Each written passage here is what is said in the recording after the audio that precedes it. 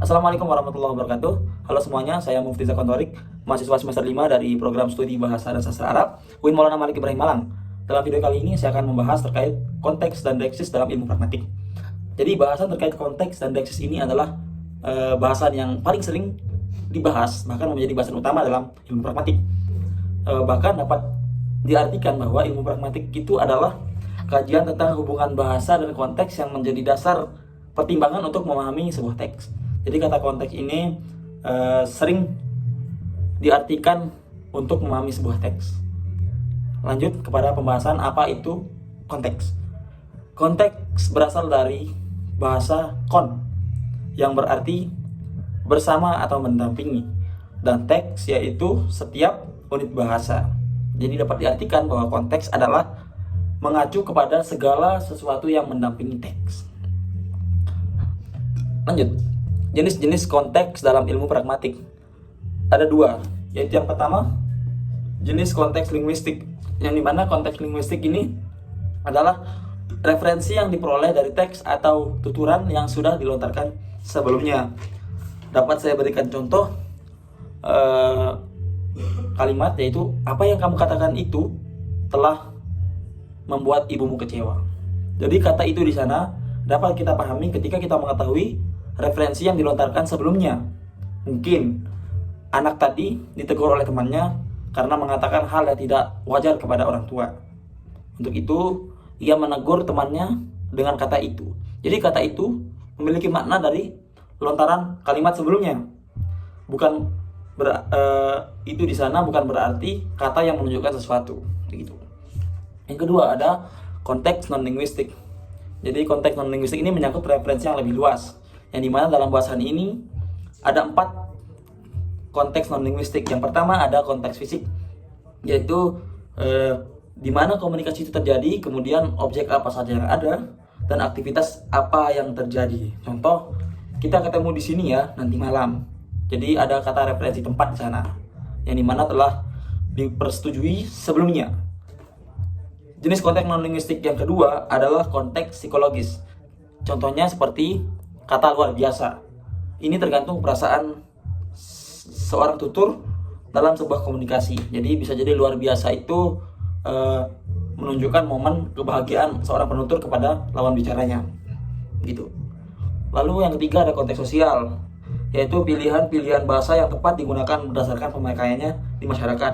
Saya ambil contoh, ada hubungan vertikal dengan horizontal. Contoh ketika seseorang yang lebih muda berbicara kepada seseorang yang lebih tua, otomatis di sana ada tanda yang memberikan arah kepada orang yang lebih tua. Contohnya, bisa nggak lu datang? Ini dapat dilontarkan ketika kita sebaya dengan teman sebaya. Bisa nggak lu datang? Jadi penggunaan kata lu di sana dapat kita lontarkan ketika memang itu hubungannya kita sebaya. Lanjut, ada konteks pengetahuan bersama, yaitu antara penutur dan mitra tutur memiliki latar belakang yang sama sehingga memiliki persepsi atau penangkapan makna yang sama. Contoh, ketika bapak mengatakan ini jam berapa, kemudian ibu menjawab anak-anak sudah tidur kok. Jadi jawaban ibu itu nggak ada relevansinya dengan pertanyaan bapak. Keduanya saling memahami. Jadi ibu memahami maksud pertanyaan bapak sebagai pertanyaan untuk mengingatkan anak untuk tidur karena sudah waktunya tidur, gitu. Kita lanjut pada pembahasan deksis. Jadi deksis ini adalah penunjukan atau menunjukkan sesuatu di luar bahasa. Jadi ini juga elemen penting yang membantu seseorang memahami sebuah konteks. Yaitu sebuah kata dapat dikatakan bersifat deksis apabila yang pertama rujukannya berpindah atau berganti. Kemudian yang kedua, tergantung siapa pembicaranya. Yang ketiga, saat dan tempat dituturkannya kata-kata itu. Jadi deksis ini juga memiliki beberapa jenis. Dalam hal ini ada 4 jenis deksis. Yang pertama ada deksis orang, deksis waktu, deksis tempat, dan deksis wacana. Kalau deksis orang itu contohnya berkenaan dengan penggunaan kata ganti persona, yaitu bisa jadi kata ganti pertama, kedua, atau ketiga. Yang kedua ada deksis waktu. Deksis waktu ini berkenaan penggunaan keterangan waktu, baik seperti kemarin, hari ini, besok, dan lain sebagainya. Kemudian yang ketiga, ada deksis tempat, yang dimana ini berkenaan dengan penggunaan keterangan tempat. Seperti contoh, di sini, di sana, di depan, dan lain-lain. Dan yang keempat, ada deksis wacana, yang dimana berkaitan dengan penggunaan ungkapan dalam satu ajaran untuk mengacu pada bagian ujaran yang mengandung ungkapan itu. Contohnya, berikut ini, pada bagian lalu, dan ini, dan lain sebagainya.